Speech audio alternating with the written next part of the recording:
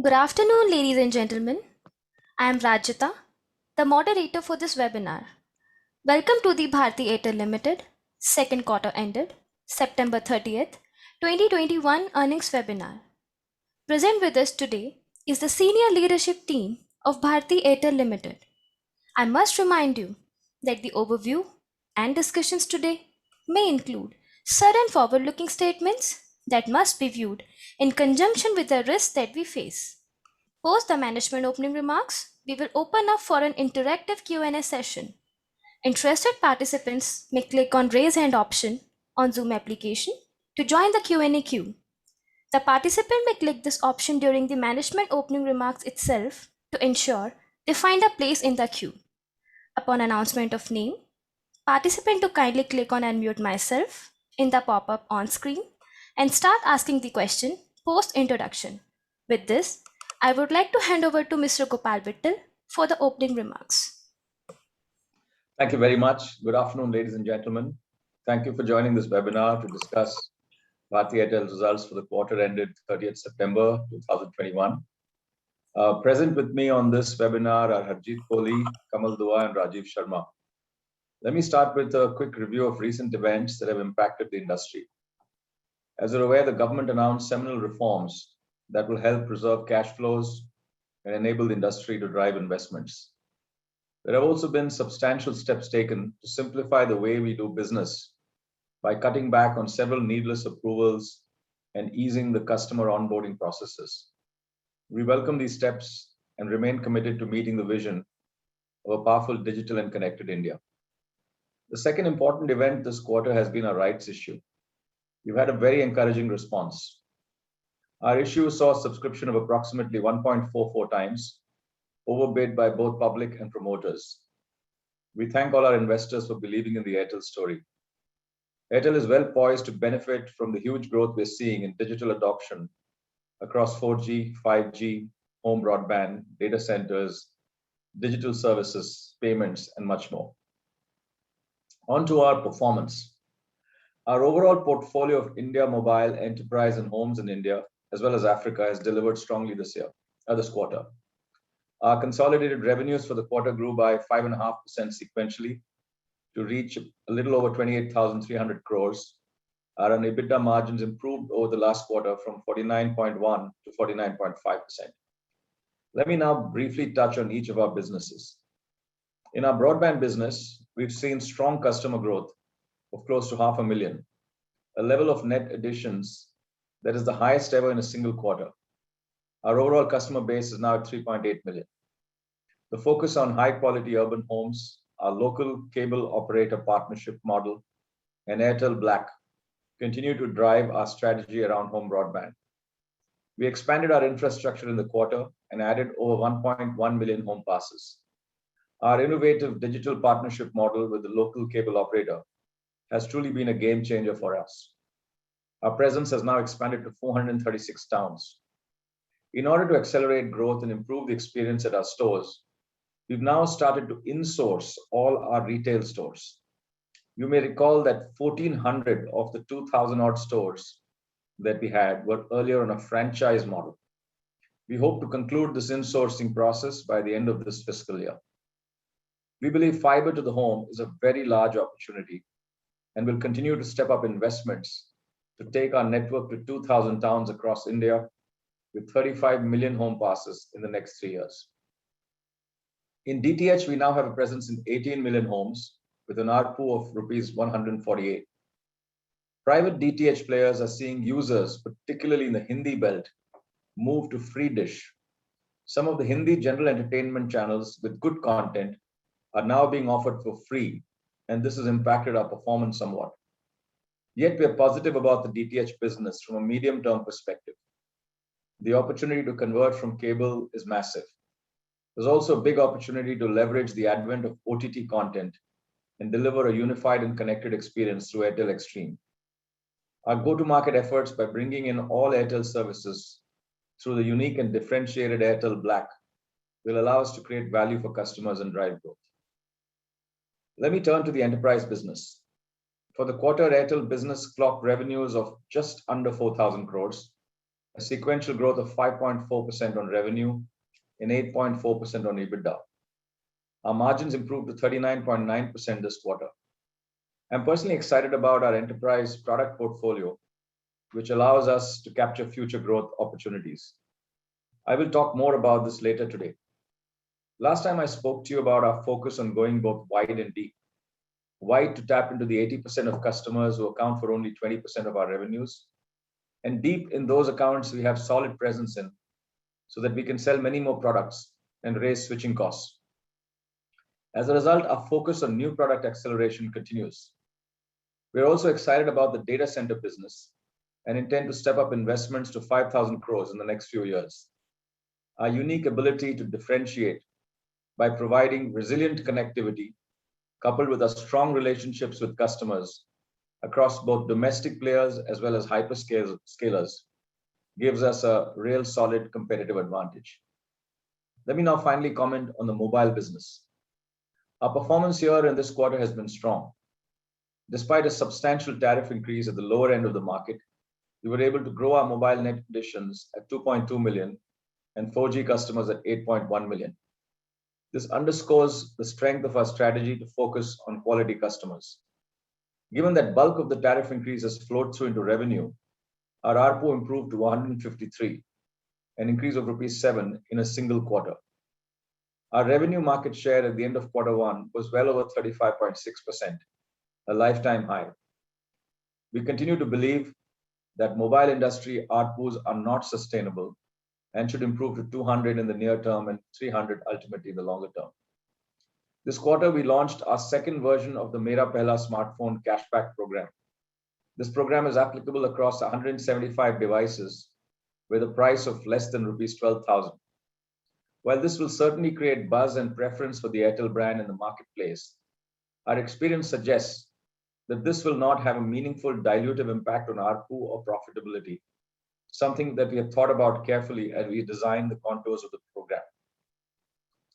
I would now like to step back and share my excitement at the 4 critical moats that Airtel has. You will find some detail on this in the form of a few slides that has been uploaded on our website today. The first moat is around payments and our Airtel Payments Bank.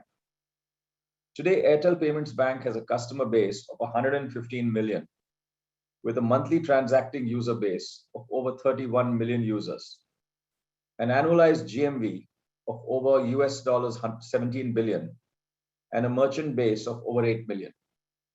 Revenue is close to rupees 1,000 crores on an annual basis, and we are now EBITDA and PAT positive this quarter. One reason we believe this business is a strong moat for Airtel is that when a customer's bank account number is also her mobile number, there is much lower churn. Our monetization model for the payments bank can be broken down into 3 broad categories. First, transaction income, driven by our ability to participate across the value chain. Second, interest income. Finally, fee income, which originates from our ability to cross-sell. Let me elaborate on these. Unlike other players in the market, we think of the India opportunity through a multi-segment way across 3 different parts: Tier 3 and beyond markets, digital users, particularly in urban areas, and finally the B2B segment. Let's start with Tier 3 and beyond markets. Here, our strength is the ability to leverage our distribution. And with 0.5 million business correspondents, we are well ahead of anyone else in the market.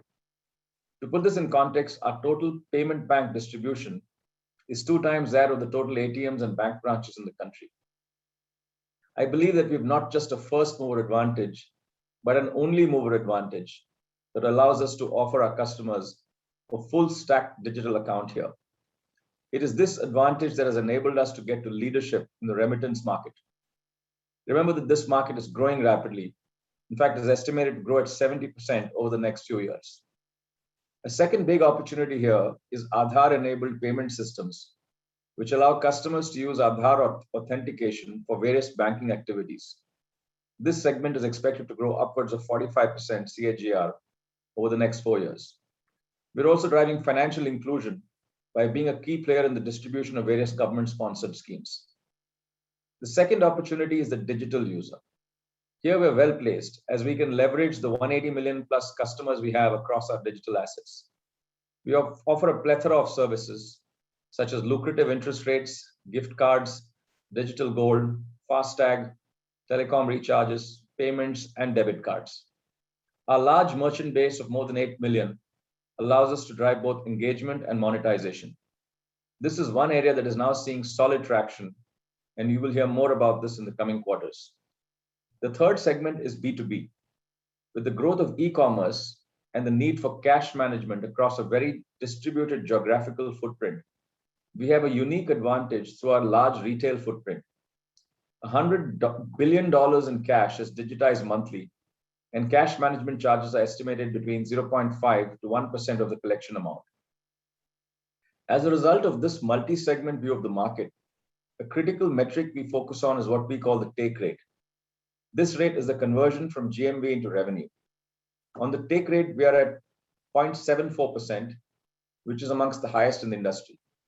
This shows our relentless prioritization of monetization over what we believe can otherwise become a mindless attempt to grow GMV through discounts and cashbacks. As you can see, we're just getting started, and with the bank breaking even, we believe that the realization of this massive opportunity is now a natural right given our strengths.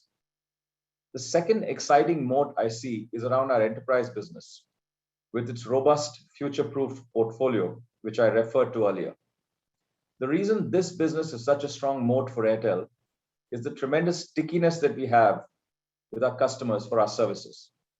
The fact that customers trust us with their data, the enormous respect they have for our governance and privacy are all intangible but priceless sources of competitive advantage. As of date, we have only disclosed the broader revenue numbers for this segment. Today, let me provide a little more color to allow you to understand the robustness of our overall portfolio. Our revenue in the enterprise business has three component parts. The first component of revenue is voice services. This part of our portfolio has been under pressure, and this is the same for all players in the industry. Our profitability is at par with the industry, and our focus here is to continue to grow market share given our relationships with customers while preserving profitability so as to generate cash. The second revenue component is connectivity and connectivity-related solutions. This includes all our services around connectivity, data centers, security, cybersecurity like Airtel Secure, software-defined wide area networks, IoT, and connectivity-based partnerships such as bundled routing solutions. Here there is healthy double-digit growth, and our margins are better than any of our competitors. In this segment, we have a 31.7% market share in data and a 44% market share in mobility, and this is as per Frost & Sullivan. We believe that we are very well poised to see further consolidation of customer spends in enterprises as we move towards 5G. The third component of revenue is CPaaS, Communication Platform as a Service. This part of our business has been the fastest growing part of our portfolio at very strong double digits. In this segment, our profitability is well above the industry average.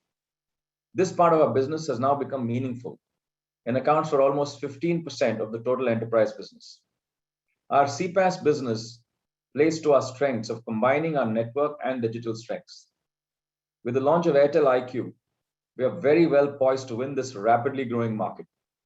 We plan to sharpen our offers and focus on bespoke solutions to accelerate share. We also now want to expand this across the globe through our wide coverage of our sales teams located in all parts of the world. The third moat is our quality customers and high value homes. We say this because our portfolio plays squarely to the premiumization that will continue to unfold in India. Last quarter, I spoke to you about our view of the Indian consumer market opportunity. Let me quickly refresh your memory. We see the market in three parts. The bottom segment has about 400 million users, comprising of farmers, rural traders, etc., who are largely users of feature phones today. They're looking for basic connectivity and a satisfactory experience that is hassle-free.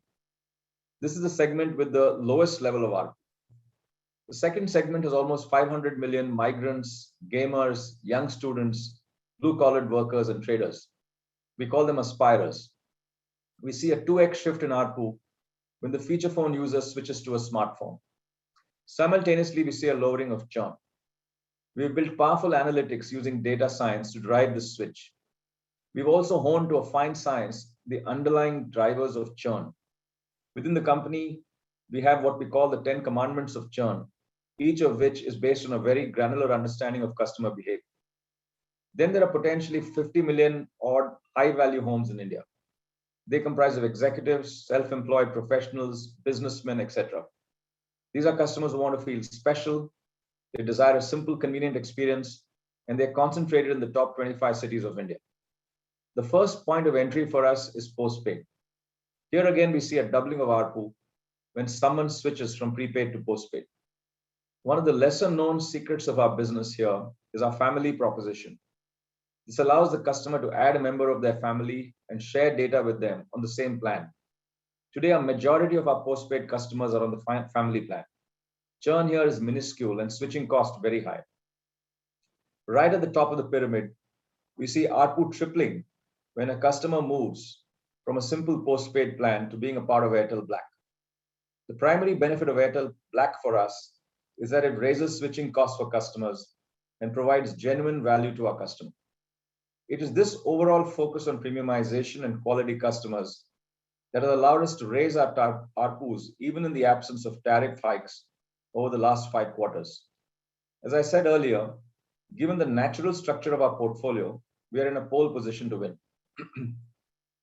The fourth moat is our capabilities in the digital layer that is riding on our underlying platform to drive meaningful digital services revenue at a negligible capex and opex. There are 4 capabilities we have here, and I've talked about these in the past. Let me briefly provide some texture to each of them. First is data.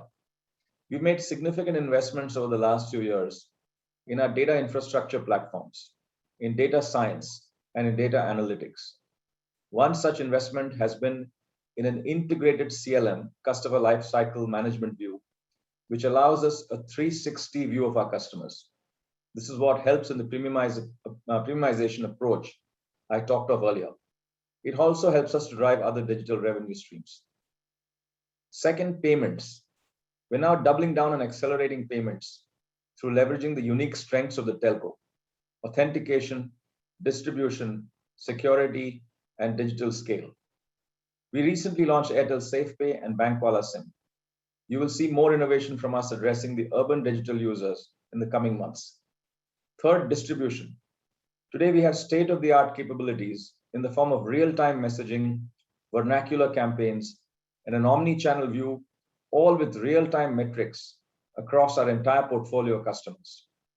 Our new integrated CLM has replaced the earlier business-led view with a much more cohesive and simple customer view based on clearly identified cohorts.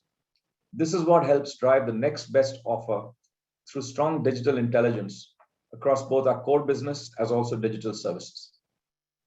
Finally, network. We've made substantial investments in the digital layer through cutting-edge tools that leverages AI and ML. Let me give you an example of one such tool. This tool provides us with network and customer insights that helps us identify the right site for deployment. In addition, it gives us precious insights on where we need to get more customers at an individual site with a clear set of hypotheses on why we have been unable to.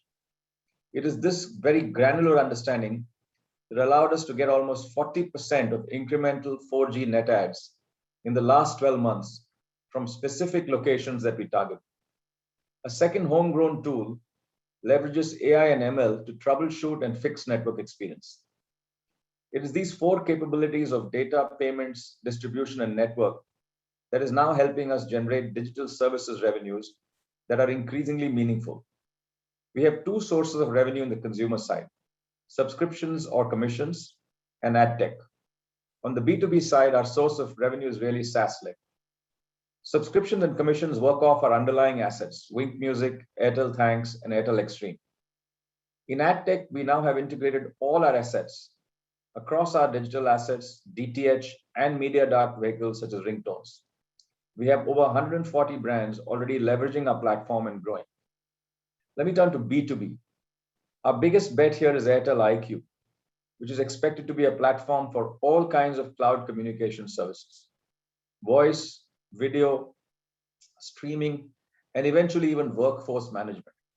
Every one of these services is used by Airtel, and we now have over 175 customers on this platform. These customers range across the biggest internet companies, banks, and many more. As you can see, we're increasingly thinking of our business as an ecosystem. We believe we're in an exciting phase in our digital journey. In these last few years, I have learned that moving a business as large as ours from an offline view of the world to an omni-channel digital world takes anywhere between 3 to 4 years. The good news is that we commenced our journey 5 years ago. I've also learned that you have to be focused on asking the right questions. The 3 key questions we ask ourselves all the time are: number 1, what problem are we solving?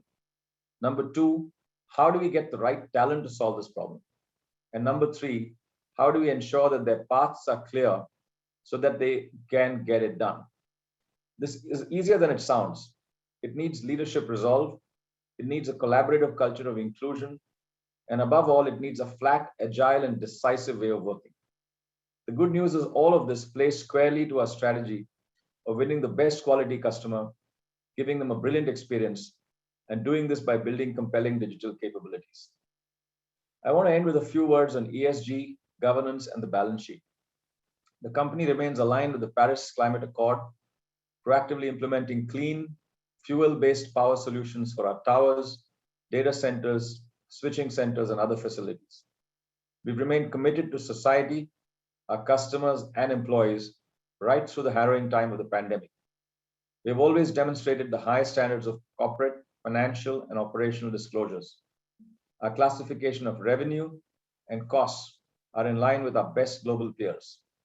More importantly, with the additional color on the payments bank this quarter, we've shown our commitment to maintaining the highest standards of disclosure. At the right moment, we will give you more color on our digital services in terms of disclosure. A final word on the balance sheet. The balance sheet continues to be robust with healthy and improving cash flows.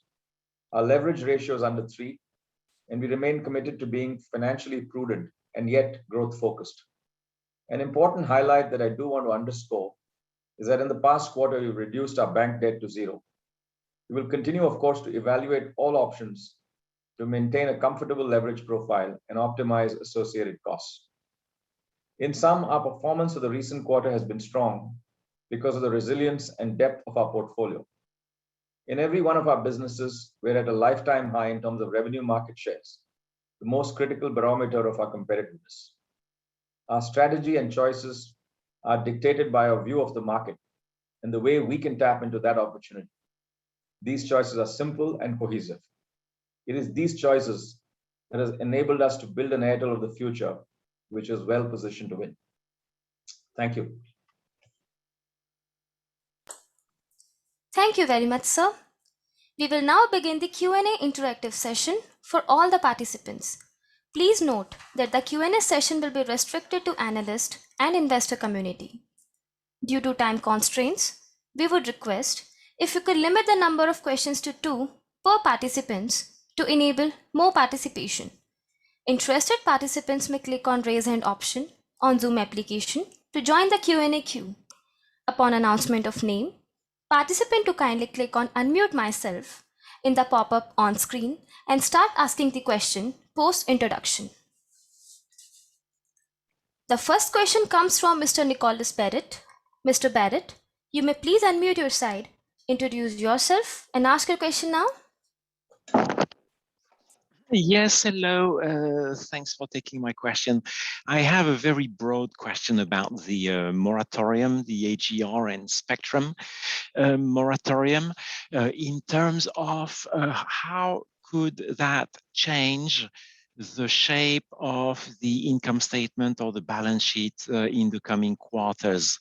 In terms of either cash spectrum fees or other cash expenses or value of the spectrum capitalized or recognized on the balance sheet. What type of accounting changes could we, not accounting changes, changes in the numbers, could we expect to see at which point, in which quarter, because of the moratorium? Thank you. Thank you. Kamal or Harjeet, you want to take this? Kamal, you want to take this? Maybe Harjeet, you can add.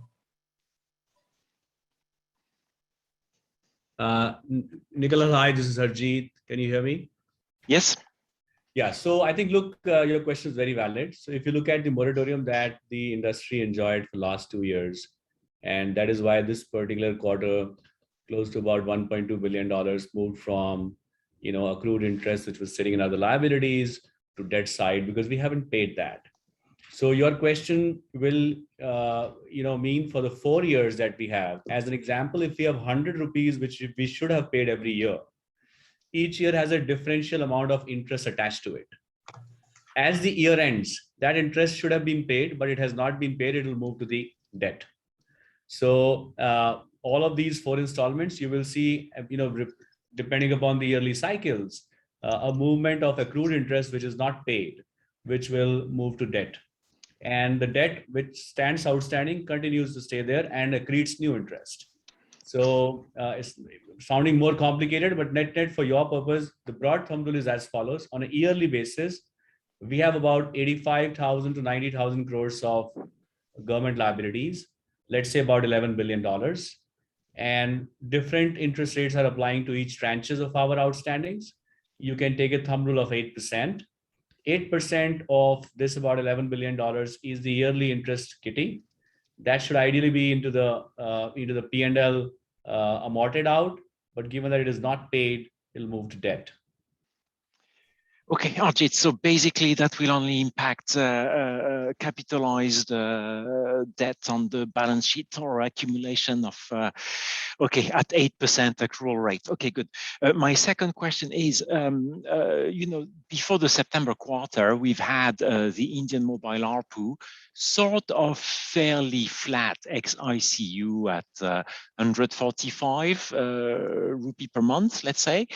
And then, of course, in the September quarter, this very nice increase to 153. So is it possible that 153 totally reflects or not totally reflects the various tariff increase that you have announced or effected in the course of the quarter, or let's say from June to September, between the low end of the spectrum, the corporate rate, and so forth, where you've actually changed a number of fee structures there. Is it possible that we do not see, or we do see the total impact of that in the 153 ARPU in September, or shall we expect something else, something more in December? Thank you. So, Nicholas, I think if you look at the last 5 odd quarters, net of the interconnect, which peeled off, we have grown our ARPU by almost 10, 11 rupees. So there has been a secular movement. It's not much because really big bump in ARPU will have to come through tariff increases. But we do see through the impact of the premiumization of our portfolio that we have some ARPU increase that we've been seeing over the last 5 quarters. This quarter, obviously, the increase was largely on account of the tariff increase that we put in at the lower end of the market. And I would say a bulk of that has now flown through into the quarter, because most of these plans are 28-day plans, and we began it towards the back end of last quarter. So to that extent, they've flown through.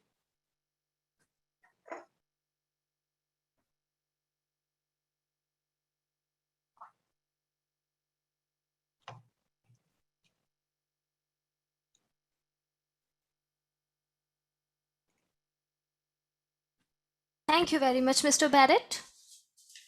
The next question comes from Mr. Vivekanand Subbaraman. Mr. Subbaraman, you may please unmute your side, introduce yourself, and ask your question now. Thank you for the opportunity. This is Vivekanand from Ambit Capital. Gopal, thanks a lot for giving additional color on Airtel business. So my specific question here was with respect to the 3 cuts that you made on the enterprise business. The second segment, which is connectivity and connectivity related solutions, you said that it is now, or rather you are looking at it now more like a SaaS business.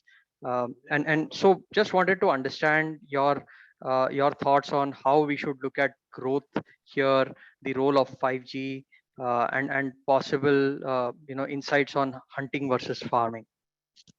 Yeah, I think Vivekanand, I think what I was referring to is actually three parts to the B2B business. One is voice services, which I said is kind of broadly declining. We have good margins there, and we are using that to actually generate cash.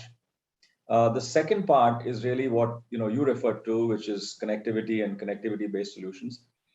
This is not SaaS models. I mean, these are basically everything to do with connectivity, different forms of connectivity, thick pipes, thinner pipes, SD-WAN, data centers, bundled routing solutions, Airtel Secure, which is really our cybersecurity, the SOC model that we have, which is an annuity model that we have to actually monitor cybersecurity threats all over the world, coming in and attacking the Indian environment, IoT, and so on and so forth.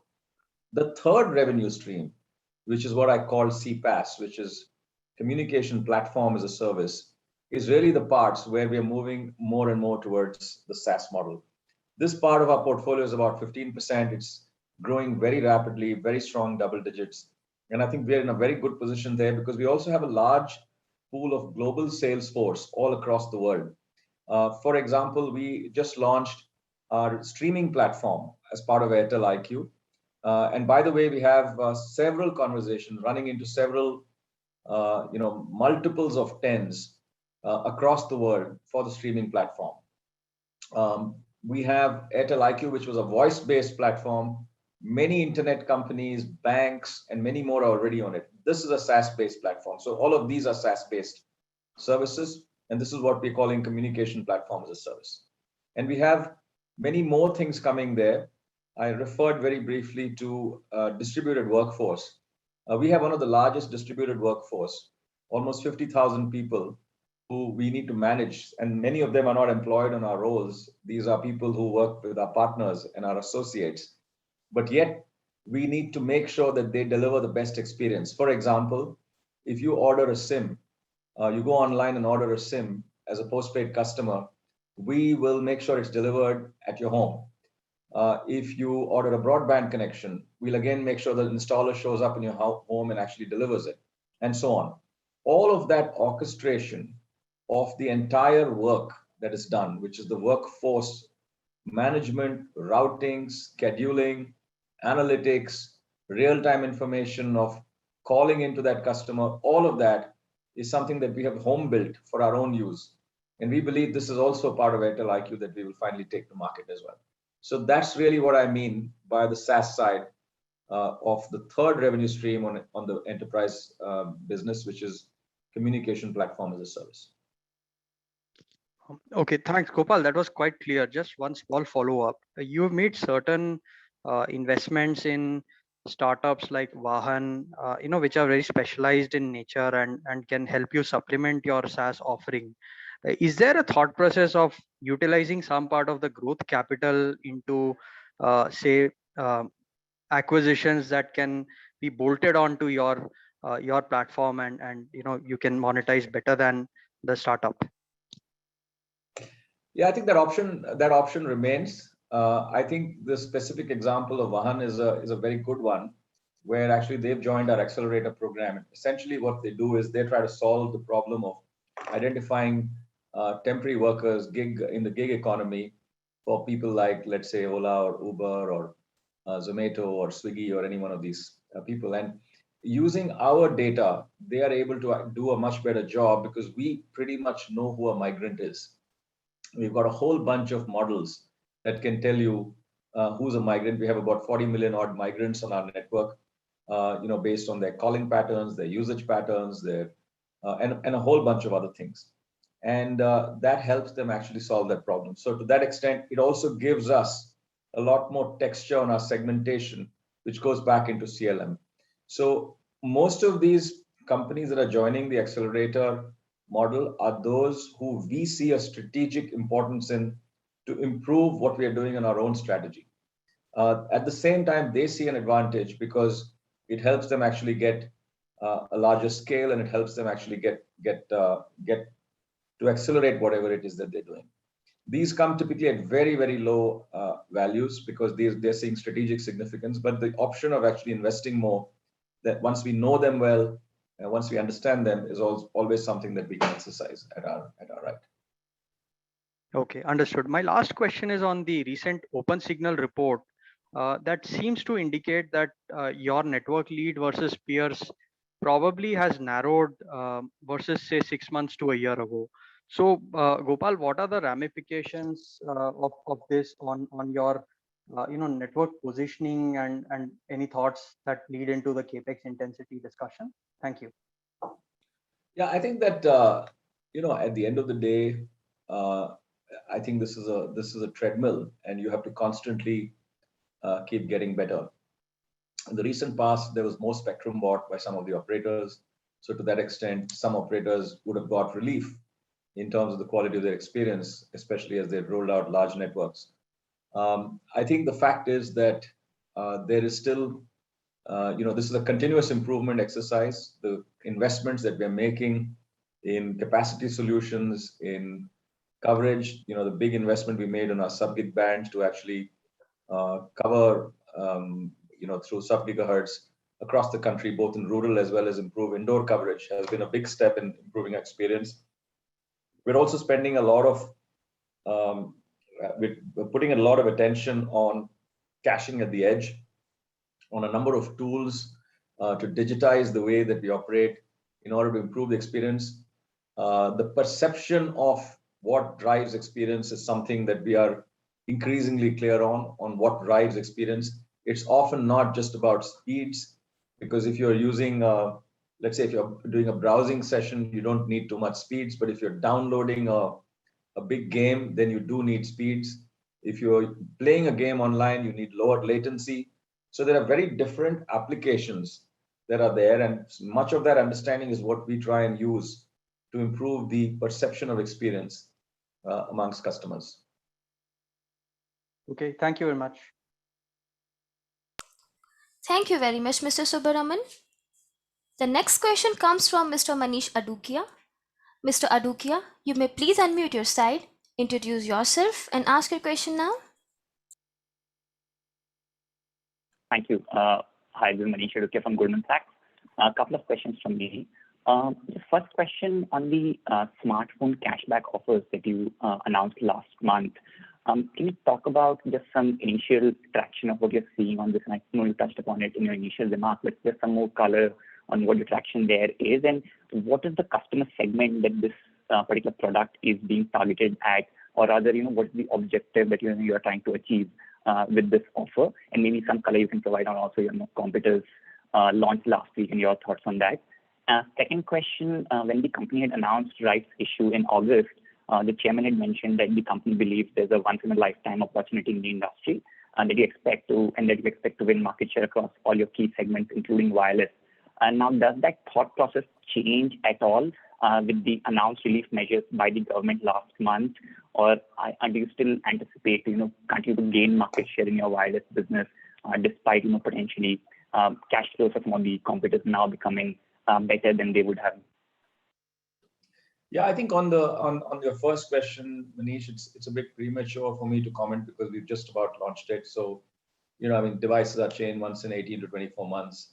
Given that it's just literally happened a couple of weeks ago, it's too tiny, too few data points for us to really make a meaningful pattern out of it at this stage. So I would just say that I have been traveling. I've been to around 5 or 6 circles.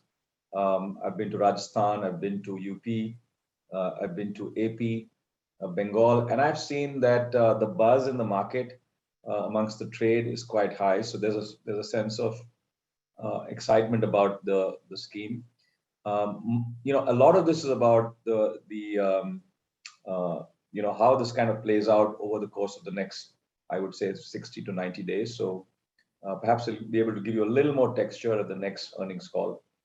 On the competitive device that was launched, I'm not going to comment much, but I just suffice it to say that smartphones generally are seeing a lot of cost pressures, input cost pressures.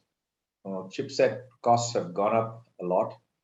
There's memory shortage, so memory prices have gone up. Screen prices have gone up, and as a consequence, overall smartphone costs have gone up because of the prices have gone up because of the input costs being high.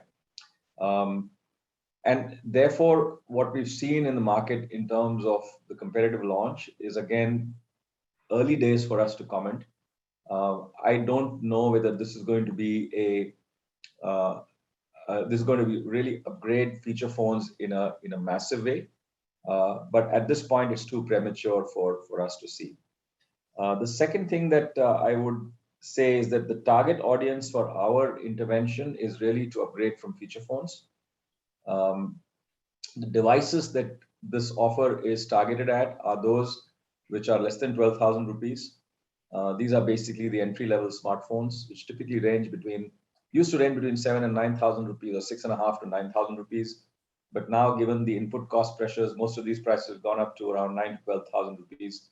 So anything below 12,000 rupees, there are about 175 devices where it's applicable for, and we hope that it will give us some upgradation. Of course, as I was saying, given that the prices generally have gone up, let's see what it does.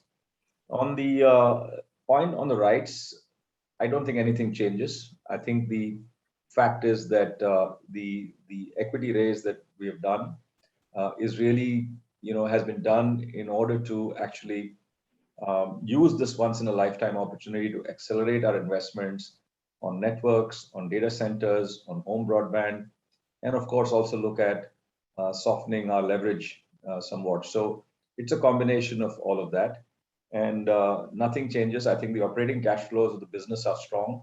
We will continue to invest for growth, and we will also be sort of prudent in how we look at it. So I wouldn't say anything changes. I think the opportunity, like I've talked about in my opener, is large. It's exciting over the next few years, whether it's premiumization, whether it's the feature phone to smartphone upgrade, over 100 million devices just on our network alone. Postpaid, which could be historically has not seen much traction in the last 4 years, given the very depressed pricing on prepaid. It's now beginning to see some traction in the last few quarters. But if you look at markets like Brazil and so on, or Philippines even, postpaid tends to be 50-60% of their business. So there's no reason why postpaid on a secular basis should keep at the levels that is, but it should keep growing. And then, of course, there's the convergence right at the top. And all of this, I think, adds to the premiumization and the growth opportunity.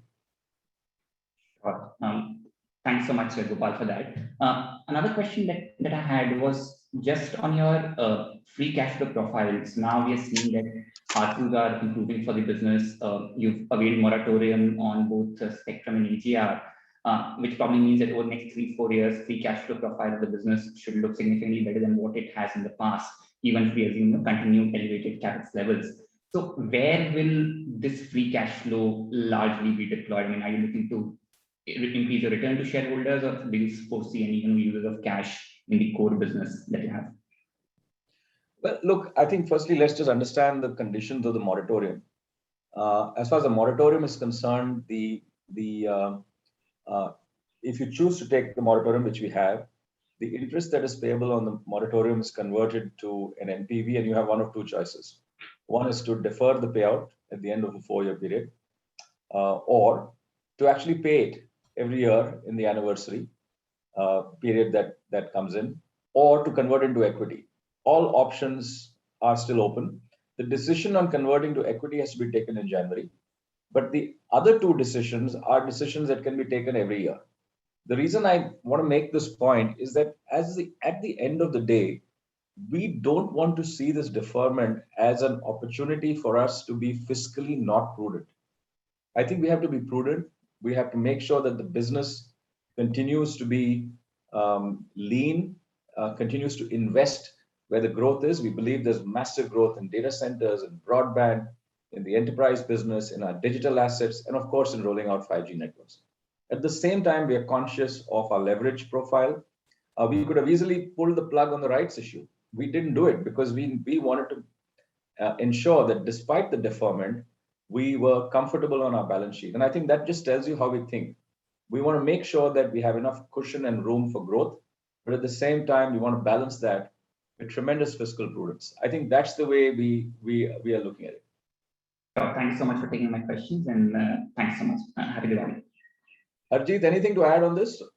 No, I think Gopal, you were fairly comprehensive. The only small quick addition which I can do, Manish, to your question is globally there will be a free cash flow profile which you can see now the last 2-3 quarters as it keeps growing with India opportunity, the tariff hikes, etc. The focus remains to what Gopal said. We have very modular, small set of 40-50 installments available in DoD profile, whether it's deferred or originally scheduled at the rear end, etc. Each of these is a potentially prepayable opportunity. So in the near term, the focus remains to find a higher cost, smaller slice wherever we can get a chance. Repay that, lower the debt profile. Globally, we are sub 3, but India, we are still over 3, 3.5. So there is opportunity to work on further reduction, knowing very well that some of the non-routine requirements, whether it's 5G, whenever it happens, and the upfront payments will be rights funded in a way because we've got deferred calls available. So the sum and substance of what your question was whether dividends need to be worked through or retire the debt. The immediate term focus is to manage the debt a little more, reduce high cost debt.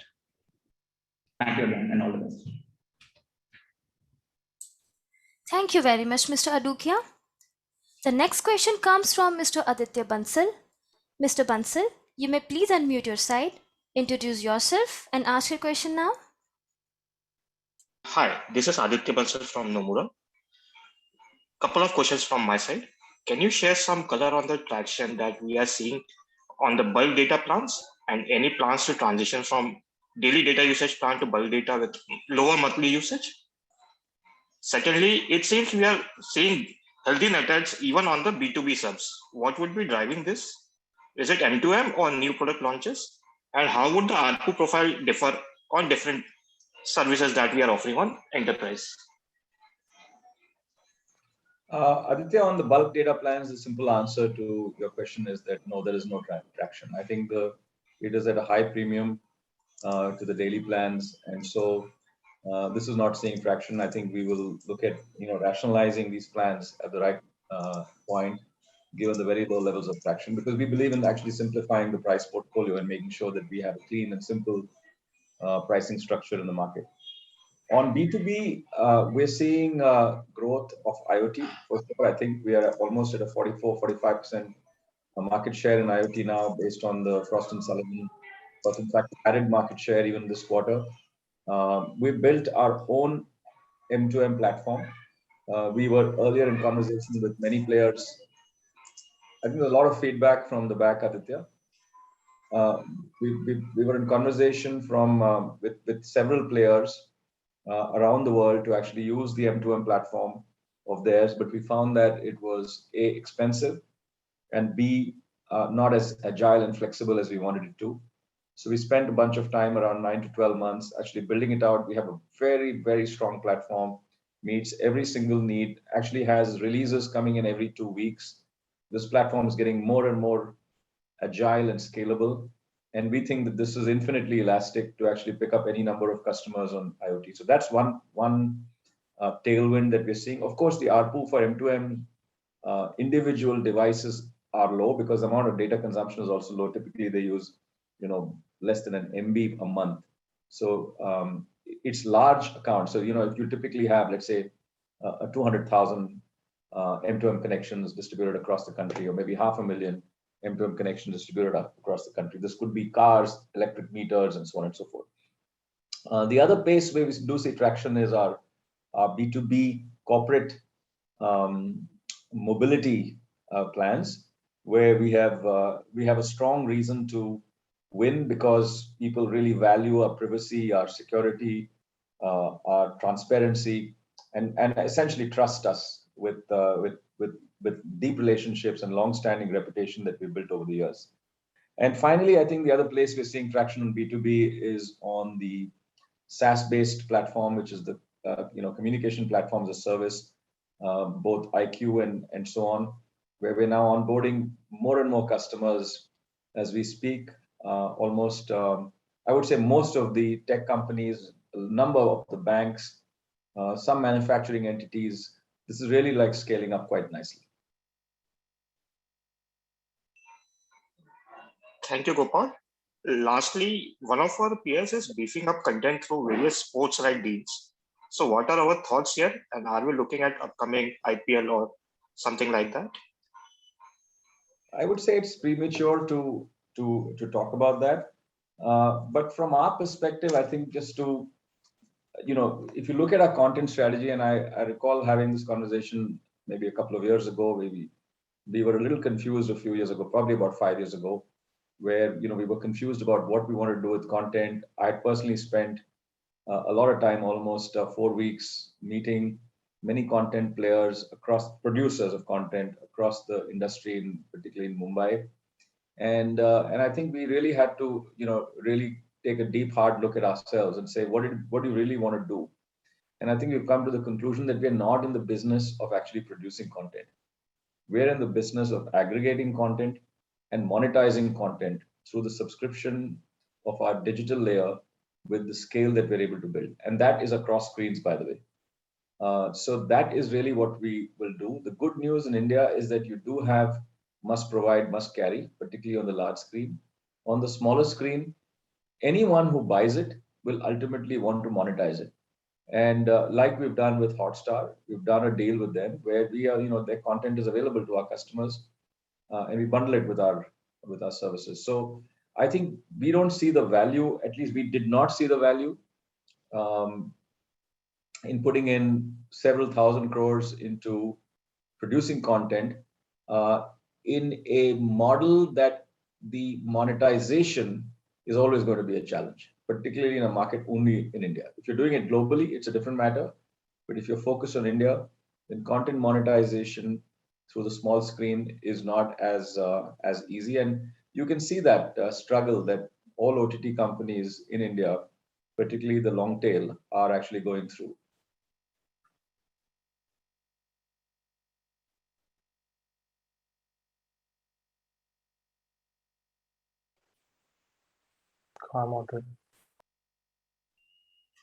Mr. Bansal, kindly click on unmute myself in the pop-up on screen.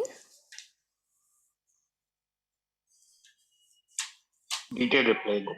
Thanks a lot. Thank you very much, Mr. Bansal. The next question comes from Mr. Pranav Kshatriya. Mr. Kshatriya, you may please unmute your side, introduce yourself and ask your question now. Hi, thanks for the opportunity. This is Pranav Kshatriya from Edelweiss. I have a question regarding the capex. So if you look at, the capex has been pretty sticky.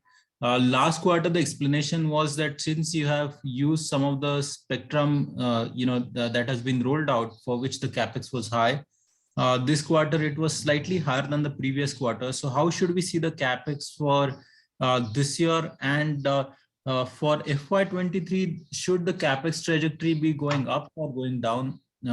And what is the nature of the capex? Is it more to do with the fiberization, or are you preparing for 5G readiness? What exactly is the nature of this capex? Thank you. I think, Pranav, taking the last part of your question first, I think we'd given a broad guidance about our capex for the year. I think that pretty much stays. We did see a bump up on capex because some of the 900 band, spectrum that we had, there were material shortages in Q1, and a lot of that actually started coming into Q2. So we did see a bump up. The contours of this capex are actually across 3 or 4 areas. There's a substantial amount of money that's going on to transport. This is really to ready for 5G, fiberizing our towers, making sure that we put enough fiber on the ground. The second part is really modular capex on the radio side, where a lot of it has really been on the 900 band, new radios that we had to buy, some capacity bolstering, but largely on the new on the 900 band, because with this additional spectrum, we didn't need as much of radios on the capacity side. The third part is core, obviously just grows with whatever you're growing, but that's a modest amount of capex that goes there. And we've not seen as much data growth because with the lockdown, we saw a big jump.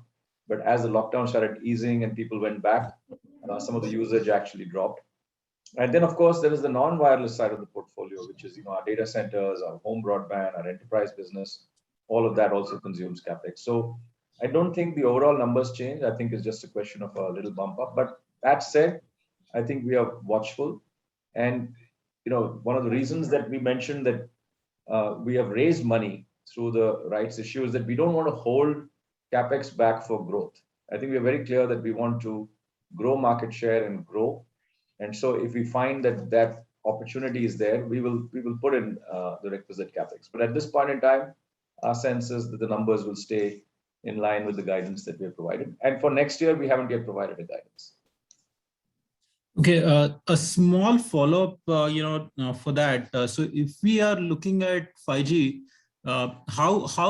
what is your view on 5G? I mean, are we looking at a more staggered rollout of 5G, considering the spectrum auction will happen sometime, possibly early next year?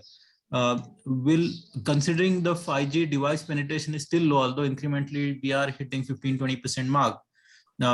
Overall basis, I think it's a still much smaller proportion. So should we see a more staggered 5G rollout, or it can be more like how it happened for 4G, which was almost across the length and breadth of the country? I think it's a bit early for me to comment on it for various reasons. Firstly, I think we have been indicating to the regulator that because this matter is right now with TRAI, and TRAI needs to give out a recommendation to DOT, which is after which they will kind of finalize. And our recommendation has been to make sure that they look at all the spectrum bands, not just one spectrum band, because you need to look at all spectrum bands to see what is the totality of spectrum that will be available in India. Much of it is sitting with the defense, so that has to be unlocked to make sure that we are able to, as operators, understand what should our spectrum strategy be. This would be spectrum in the 600 band. In the 700 band, of course, the spectrum was very high priced. We had 3 failed auctions. Those need to get substantially moderated in terms of price. Then there is 3.5 gigahertz, where a lot of the spectrum is lying with defense. How much spectrum is going to be available is another question. Then, of course, there's a millimeter wave. So all of this spectrum will need to be put on the block, and I don't know whether that can happen soon. I think it will take some time, as I understand it, but we will wait and see, when that consultation gets concluded. Then it comes to DOT, and then of course the spectrum will be put on the block. And DOT in the recent reforms has suggested that every year they will keep auctioning spectrum. The second thing I want to say to you is that the 4G and 5G in the short term, and when I say short term, in the next, let's say 2 years to 3 years, will be a little different from the way 3G and 4G were. In the case of 3G, the difference between 3G and 4G was dramatic. Dramatic in terms of experience.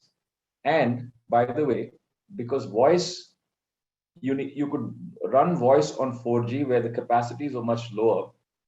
The fallback going on to 3G was always going to be a poorer experience for customers, because you fall to 3G, then come back, and so on and so forth. And of course, the capacities on 3G are much lower because of the nature of the technology. In the case of 5G, there are 2 ways you can run it. One is what's called non-standalone, and there's this called standalone. Standalone, most networks across the world have moved to non-standalone. Non-standalone basically uses the 4G layer as the uplink, and the 5G layer is the downlink. So 5G comes as an overlay on 4G, and that changes the experience and gives you a great experience. Now, we all know that the nature of the mobile industry is modular. We know where the customers are, we know where the devices are, and so you can decide where to actually deploy based on that approach. So I think there are many moving parts. We'll have to see how this actually plays out, one in terms of timing, the spectrum auction, and finally, what's the uptake on devices. In the next 3 to 4 years, you will see 5G more or less on a ubiquitous basis, or more or less in most key cities. But in the immediate short term, I don't know. I mean, we'll have to see what happens and when that auction happens. Thank you so much, Gopal, for the elaborate answers. Really appreciate it. Thank you very much, Mr. Kshatriya. The last question comes from Mr. Tarang Agarwal. Mr. Agarwal, you may please unmute your side, introduce yourself, and ask your question now. Hello, good afternoon. This is Tarang here from Old Bridge Capital. Just wanted to understand, as you grow your enterprise data center business, is there a preference to any particular source of power? And how are your customers looking at it? Is there a preference there, or some sort of an apprehension from the point of view of the source of power that's being used? No, I think this is a good question. I think we have almost all of the hyperscalers now in our portfolio as customers on data centers, and we are very clear that if based on the Paris Climate Accord that we have signed up, that more and more of the energy that we use has to be green energy. Most of the large data center units are already green for us. We've invested in back-to-back power arrangements using solar power to drive those data centers. And this is something that is only getting better. And we intend to disclose this as well as part of our sustainability initiatives in the coming quarters. Great. Thank you. Thank you very much, Mr. Agarwal. With this, I would now hand over the proceedings to Mr. Gopal Vittal for closing remarks. Well, I just want to thank you for dialing in, and for all the participants. Happy Diwali. Thank you very much for being with us. Thank you everyone for joining us today. Recording of this webinar will also be available on our website for your reference. Thank you.